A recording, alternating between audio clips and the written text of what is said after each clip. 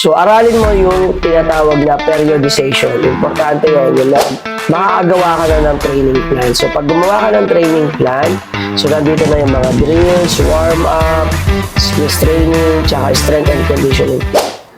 Hello everyone! Ito nga pala si Coach Jeff ng RSVGT.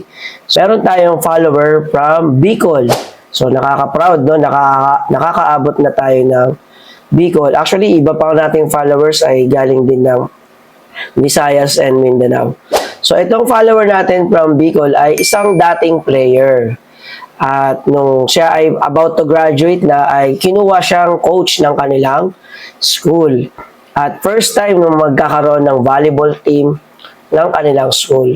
Nag-message siya sa atin sa FB page at nagtatanong ano ba yung mga magagandang drills daw na pwede niyang ipagawa. Inisip ko yung mga pwede nating isuggest, pero baka magkamali kasi tayo kapag drills lang yung binigay natin. Tips. So, bibigyan ko na lang siya ng 7 tips. So, kasi pag drills lang, baka mahirapan tayo at hindi natin ma-monitor at hindi niya rin ma-monitor kung makakabuti ba sa mga players yung ibibigay nating drills. Tip number 1 is mag-ready ka ng parental consent. So, dito sa parental consent, nakasulat lahat ng mga agreement ninyo with the players at sa mga parents nila. Importante ito, lalong-lalo na kung ang players mo ay mga high school or teenagers, high school and elementary. Kasi dito, ito yung safeguard nating mga coaches na sila ay nag-agree na pinapasali mo yung mga players sa iyong volleyball team or volleyball club. Tip number 2, yung eligibility ng mga players. No? Importante yun. Yung kasaling players sa team mo ay eligible maglaro. Baka mamaya kasi tinetrain mo sila ng tinetrain, pero hindi naman sila eligible maglaro. Like for example, they are overage na, or baka meron silang mga issues sa mga previous nilang school, mga residency. So, dapat eligible sila para hindi naman masayang yung tinetrain mo sa kanila. Pero kung yung mga players mo naman or some of the players naman ay gusto lang makitrain sa'yo or makisabay at magpa-kondisyon, walang problema yun. Tip number 3. Sa tip number 3, maganda kapag bagong buo ang team, mag-set ka ng rules para alam nila yung mga dapat nilang gawin at hindi nilang dapat gawin kapag sila ay nasa team na.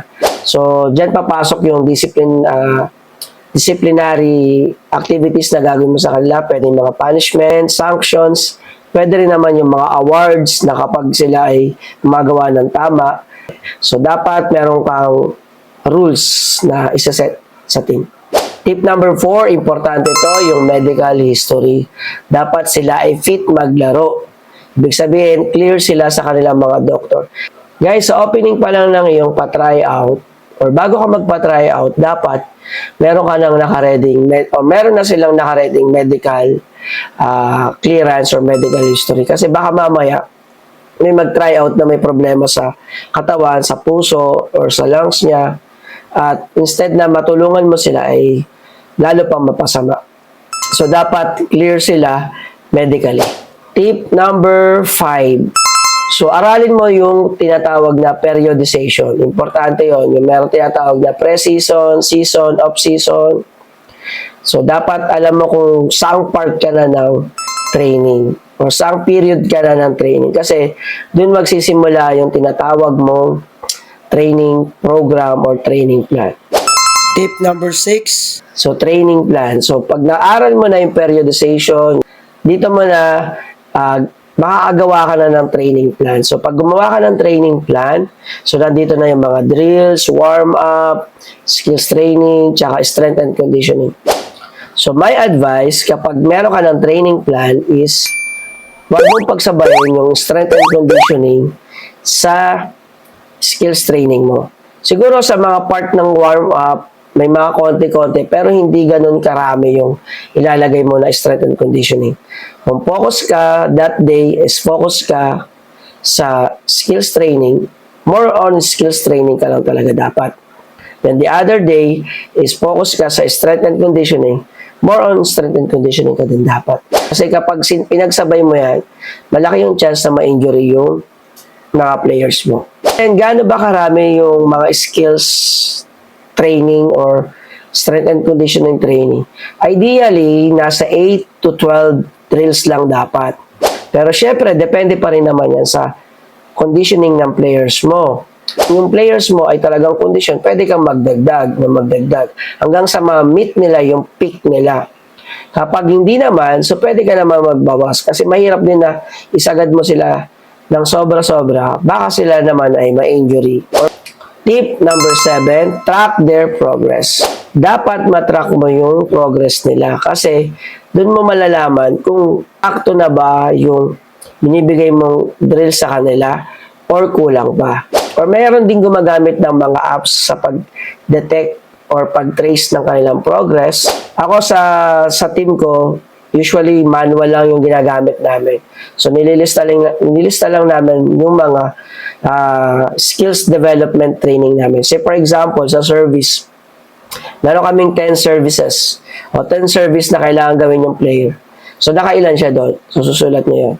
So ganun din sa blockings, ganun din sa spiking. So mas maganda sinusulat.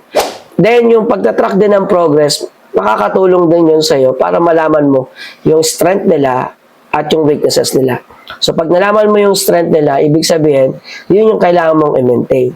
Pag nalaman mo naman yung mga weaknesses nila, yun naman yung kailangan mo i-improve pa or i-develop.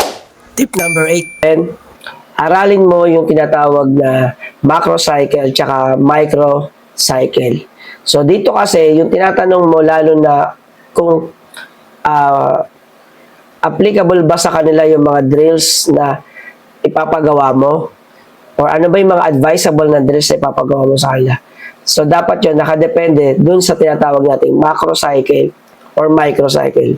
Siguro maglalaan ako ng isa pang content para dun sa topic na yon para mas malaman mo kung ano ba yung mga dapat at hindi mo dapat gawin na drills sa kanila.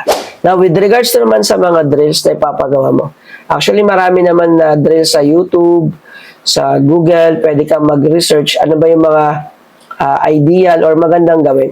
Maging careful ka lang sa pagpili ng drills kasi baka mamaya yung mga napili mong mga drills ay mali-mali yung ipapagawa. So, mas madali mo naman makita yan kung mali or gawa. Pwede mo basahin yung comment section, makikita mo doon kung positive yung feedback. So, yun lang. I hope na nakatulong ako sa coaching journey mo or sa training journey mo. At asahan mo na madudugtungan pa to. Lalo na kung meron ka pang tanong or concern. Thank you.